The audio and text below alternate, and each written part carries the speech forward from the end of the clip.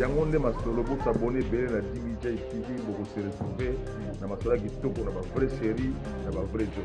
Alors les 30 joueurs. Alors les 30 joueurs de BMC bino baza DBJ TV boya ebele po balangaka mpe DBJ TV boya ebele boya koyoka bakakole na midi ya kitoko ya wegema. S'abonnez-vous, s'abonnez-vous, s'abonnez-vous. 10 000 J TV. Eze eloko ya Nzambe. Soki televi jamais kukoka te. Star, émission Star.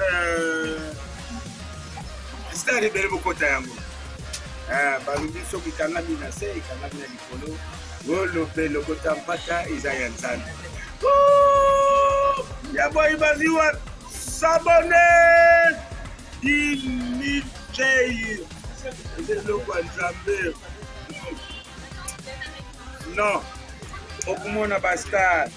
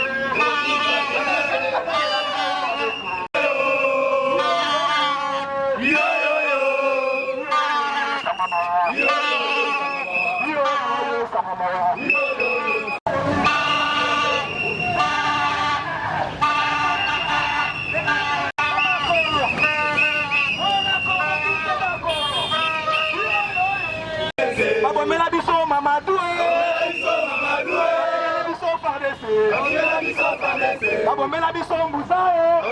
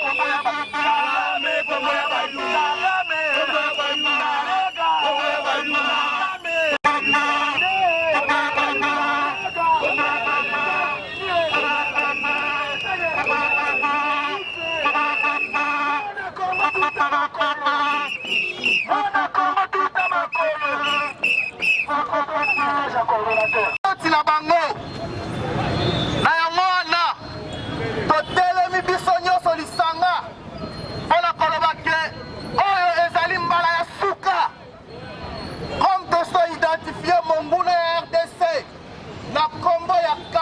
Kagame. Esengeli ke pona biso to considérer Kagame nete se akufa kala. Akufa. Pona biso Kagame tozali kokunda lelo.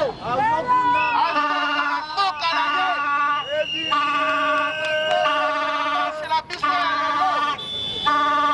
Non seulement tozokunda Kagame, mais tozobenga na pa ambassadeur na ye. Kareka.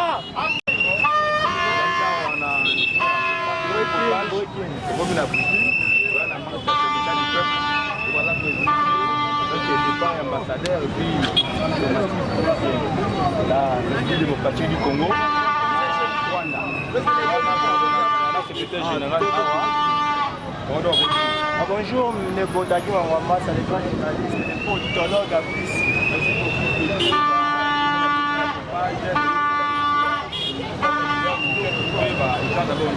Voilà, de l'autre monde qui est bien.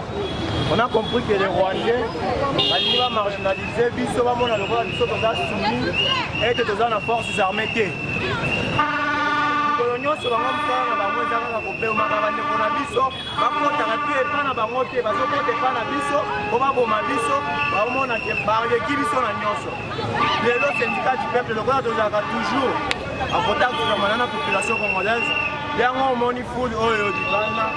journaliste ndeko cameraman akolakisa yo lokola tozwa na nzela lelo mpona koloba Karega alongwa na mboka na biso mutu na mutu bakoko na bango batikela bango koko mboka na bango RDC eza ya biso Lumumba akufa mpona mboka oyo Simon Kimbangu akufa mpona mboka oyo bato ebele bamartyre de l'indépendance bakufa mpona mboka oyo donc yango biso lelo tozali na makasi wana kobima na nzela boya kolakisa kongomani nyonso ayeba ete bongo ekoki ya koloba ambassade ya Rwanda soki ezali toujours en place batumba yango soki balongoli to mpe bakimi so il y a moyen chef de l'état tosengi susu s'il y a moyen de nous fournir des armes fortes et lourds tokokota na Rwanda.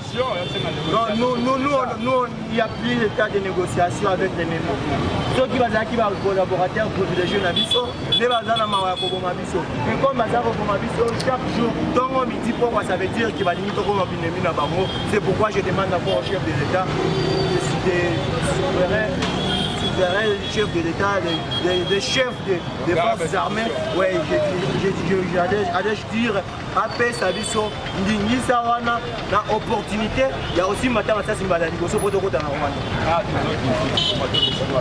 tozokende kolakisa FRDC oyo bazali liboso ya centre supérieur ke biso bazali tema moko na bango tozali mpe kosoutenir bango ete bakende babeta barwandais wana soki mpe bamoni ke non mwa effectif eza moke bayeba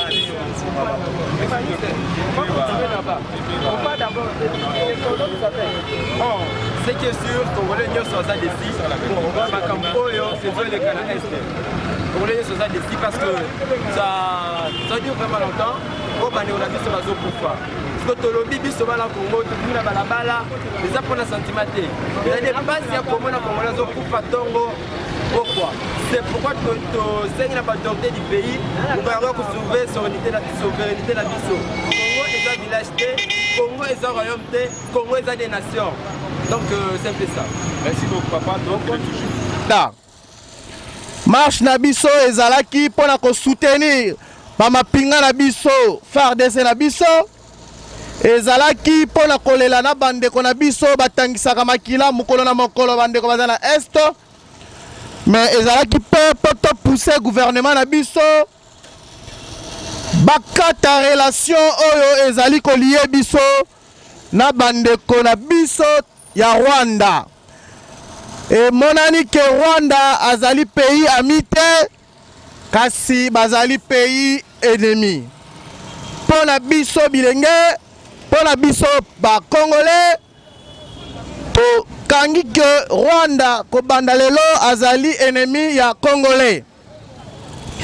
Tant que Paul Kagame a retiré mapinga na ye oyo babimineki ba rebelle na est na biso te na population civile na ye na ba soldat na ye na ba rebelle na ye tokobundisa bango tina suka na bango FARDC na biso akolemba te tokotia toujours maboko po ete ntango nyonso bakozala na posa ya population tozala nsima na bango mpo na bino nyonso botikaki makambo na bino po bozala na biso lelo topesi bino merci sika awa délégation ya moke ekokende kokutana na représentation ya ba FARDC baza en face na biso pona ko présenter bango ba civilité na koyebisa bango ke lelo totambolaki pona ko encourager bino na bino nyonso topesi bino atoni mingi. Syndicat du peuple pona marche ya lelo ezali ko remercier nano ba ASBL partenaire oyo bandimaki kozala na biso na moni jeune en action na misusu ko remercier pe jeunesse en action biso kokoma na biso awa ezali kolakisa ete Congolais azali pe na monoko ya koloba tozangi mundoki ya kobeta Rwanda te tozali souverain tozo jouir na souveraineté na biso soki kobosa na mukie na ko rappeler bino date ya indépendance na biso ezalaki le 30 juin 1960 tozali colonisé na pays moko te na monde ata soki tolingaki tozala colonisé tokoki kozala colonisé na Rwanda te po Rwanda eza mukie kodekata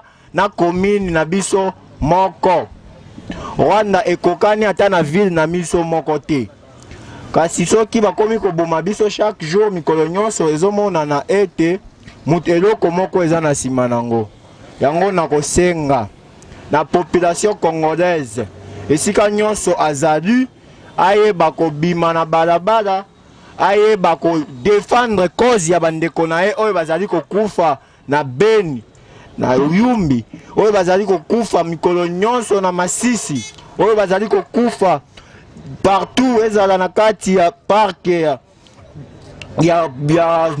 ya Virunga merci ezala wapi na Ituri yango bakomi kotia biso tokoma koboma na biso muke kodeko okei boye ADF nalu boye chini ya kilima boye donc todembi yango tokosenga mpona mukuse toye topesa mukanda na forces armées po bamona ete biso tozali na nsima na bango pe tolakisa Rwanda ete soki baza na posa ya kimia ekozala total kasi soki baza pe na posa ya bitumba ekozala total parce que tozali motivé tina suka bongo te merci beaucoup pour la manifestation d'aujourd'hui. Nous sommes très ravis de prendre part à cette organisation qui est organisée par l'ASBL Syndicat du Peuple. Vous savez que depuis un certain temps, je dirais même presque une semaine, toute la population congolaise de partout sont élevés, une prise de conscience qu'on n'a jamais vue avant à République démocratique du Congo, un soulèvement contre la nouvelle agression de M23 qui est soutenue par le pays autrefois voisin. Alors nous sommes sortis dans la rue, premièrement pour soutenir nos forces armées qui ne cesse, qui se bat, qui donne sa vie pour préserver l'intégrité territoriale. Alors, nous, peuple congolais, nous sommes sortis pour leur dire que nous sommes derrière eux, mais aussi montrer notre solidarité vis-à-vis à notre peuple du Nord Kivu qui tombe jour et nuit. Alors ici, c'était aussi l'occasion pour nous d'indexer la communauté internationale qui est derrière cette agression. Vous serez d'accord avec moi, chers journalistes, que depuis un certain temps, on n'a pas vu, n'est-ce pas, tous les pays visités par Félix Tshisekedi, notre président, indexer Kagame ou soit le Rwanda nommément comme notre agresseur, ni condamner cette agression de M23. Ce qui démontre clairement que nous n'avons pas une diplomatie agissante, nous n'avons pas un gouvernement sérieux, un gouvernement qui peut protéger et garantir la sécurité de sa population. Ainsi, nous avons constaté que nous sommes que nous-mêmes, c'est-à-dire la population est seule face à l'agresseur. Alors j'appelle ici à la prise de conscience de tous Congolais partout où ils sont, de pouvoir s'élever et dire non à toutes les relations diplomatiques rwando-congolaises. Parce que le Rwanda ne sera plus considéré comme notre ami, comme notre frère, comme démontre M. Félix, parce que c'est lui qui est notre maîtrier. C'est ça notre message. Et je l'ai dit tantôt que nous devons désormais choisir nos collaborateurs. C'est-à-dire la République démocratique du Congo, à ce qui concerne le pays, il n'y a pas un pays ami, il n'y a pas un pays frère. En diplomatie, sur la relation internationale, on dit les relations entre les États, ce sont des intérêts. Alors Félix doit comprendre, on ne cajole pas un État, on ne dorlote pas un État parce qu'il est voisin ou quoi que ce soit. Avec les États, ce sont les intérêts. Rwanda, nous n'avons aucun intérêt au Rwanda, alors nous pensons que c'est le temps de rompre avec le Rwanda et définitivement et dire à nos collaborateurs comme la communauté internationale, je citerai ici les États-Unis, la Grande-Bretagne, la France et autres, qu'ils ne sont plus les bienvenus. Quant à moi, je pense que le gouvernement doit être responsable de pouvoir dénoncer nommément que c'est Kagame, nommément que c'est le Rwanda. C'est ça les messages que la population doit comprendre désormais à ce qui concerne cette agression du Rwanda derrière le M23. Merci beaucoup, M. Guy Misenga. Moi qui vous remercie. On a un beau Cambote. Un beau papa journaliste. On a drapeau à Congo, télémi donc il a chiffré Tonguto et na mukuse événement lelo ils allaient organiser par nan et puis na bitinine. Événement ils ont organisé na SDP syndicat du peuple. Où ils allaient structurer tous na kati et quand même na fabrique là tous ali batu ya société civile. Alors tout bimi lelo na balabala pour na koboya diplomatie entre Congo na Rwanda. Tumili banda pour na koyebisa ba kunzamboka ete ba Rwandais donc ambassadeur ya Rwanda Karega zonge pa na bango bazongisa biso ambassadeur na biso to boy diplomatie na likambo nini to boy diplomatie puisque Rwanda aza sous pays oyo to ko collaborer na ete aza amité Rwanda comme ennemi na biso d'office to se retirer na ye to kata relation na ye donc nde to bimi boye ba jeune kandeza makasi pour mona bibembe na ba TV ba kufa yango pe biso na kisasa tokoki kokanga maboko te tovanda na banda ko esengeli tobima libanda mpona kolobela baninga oyo bazali kosila kuna na ba difficulté ya ba guerre. Merci beaucoup papa na monio olingo amwa koloba na za na moya koloba ndeko na ngai po tolembi. OK. Po ni bandeko o bato ali kolo bazo kisa makambo oyo esenga tie sango lokola Rwanda ya mboka mkie metamo boye bokomo Rwanda sali boye RDC sali boye po nini tokokata lié wana ti na bango tokaboya to ape batuti. Pays lokola RDC, pays ya munene. Rwanda pays muke, ngala ke Brazzaville na Angola, ba bisika na fandi na tali ke selo RDC eleki nyonso. To fanda kimia pona bango pardon. Baluga modèle to fanda selo biso ba congolais. Merci beaucoup. Tu dois respecter ces accords, ces chartes, pendant que de l'autre côté, ces chartes, ces accords ne sont pas respectés. Alors, moi je dis à Félix Tshisekedi, en relation internationale, il n'y a que les intérêts. Et ces intérêts passent par un simple principe, le rapport de Fox. Kagame nous respectera, le monde nous respectera le jour où nous allons affronter Kagame et le détruire. Je donne un exemple simple. On arrête de militaires rwandais, on exerce une pression sur le Congo par la communauté internationale afin que le Congo puisse libérer ces deux militaires. Mais quelle est la pression exercée par la même communauté pour dire à Kagame de ne plus envoyer ses militaires au Congo? Non. Qu'est-ce que vous proposez? Ce que je propose, c'est simple. Allons dans le rapport de Fox. Le rapport de Fox. Savez-vous que ce que Poutine est en train de faire? Il ne peut pas gagner tout le monde. Il peut peut-être perdre cette guerre. Mais Poutine aura le respect. C'est que l'homme a le plus cher. Quand l'OTAN se mettra autour d'une table pour faire des calculs, ils vont plus réfléchir sur Poutine que d'autres États. Parce qu'ils savent que par erreur, s'ils touchent à Poutine, Poutine est capable de les affronter. C'est comme ça le respect. Merci beaucoup. Votre mot de la fin par rapport à la manifestation d'aujourd'hui, c'est comment? Le mot de la fin, moi j'encourage.